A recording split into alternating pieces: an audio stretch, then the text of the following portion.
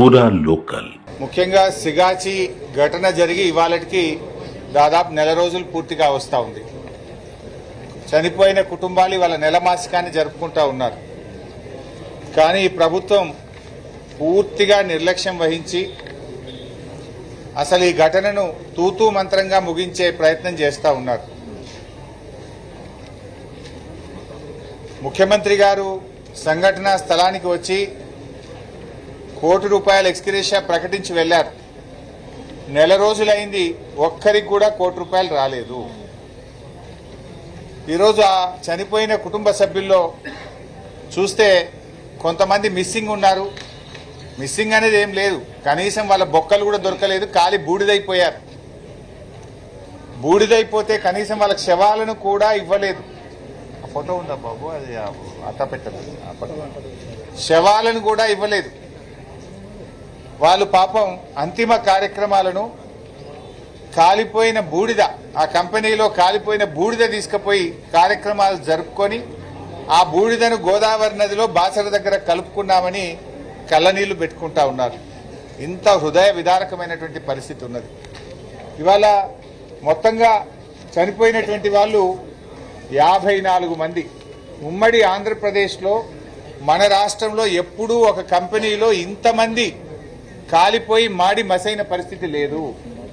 54 కుటుంబాలు చనిపోతే ప్రభుత్వ స్పందన అత్యంత దయనీయంగా ఉంది, బాధ్యతారహిత్యంగా ఉన్నది. ఈరోజు ఇవాళ మేము ఆ కుటుంబాలతో మాట్లాడాం.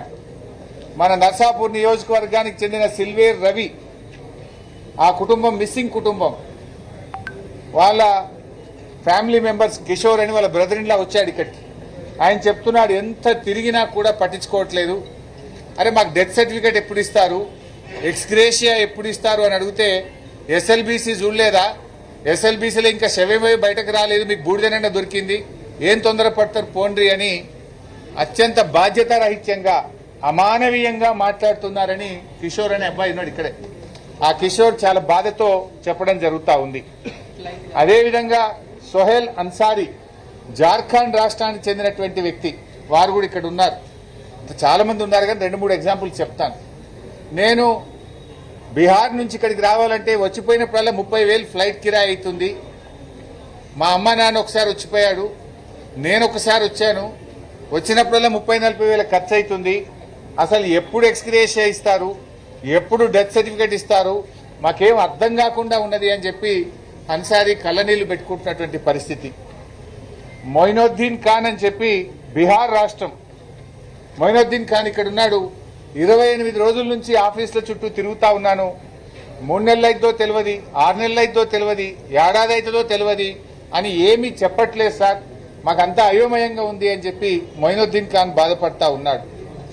ఆంధ్రప్రదేశ్ రాష్ట్రానికి చెందిన అనిరుద్ అనే అబ్బాయి ఉన్నాడు ఇక్కడ. మా మీద సంతకాలు పెట్టించుకున్నారు, 10 లక్షలు మాత్రం ఇచ్చి ఏం జరిగినా మీదే బాధ్యత అని సంతకాలు పెట్టించుకున్నారు. మిగతాది ఎప్పుడు ఇస్తారు, ఎంత ఇస్తారు అంటే చెప్పట్లేదు. ముఖ్యమంత్రి ₹1 అన్నాడు, అధికారులను అడిగినా కంపెనీ వాళ్ళని అడిగినా ఎంత ఇస్తారు అంటే చెప్పడం లేదు, ఎప్పుడు ఇస్తారు అంటే చెప్పడం లేదు. మాకేం అర్థమైతలేదు సార్, మమ్మల్ని ఆదుకోండి అని చెప్పి ఆంధ్రప్రదేశ్ చెందిన అనిరుద్ధ్ ఇక్కడ మాట్లాడుతూ ఉన్నారు.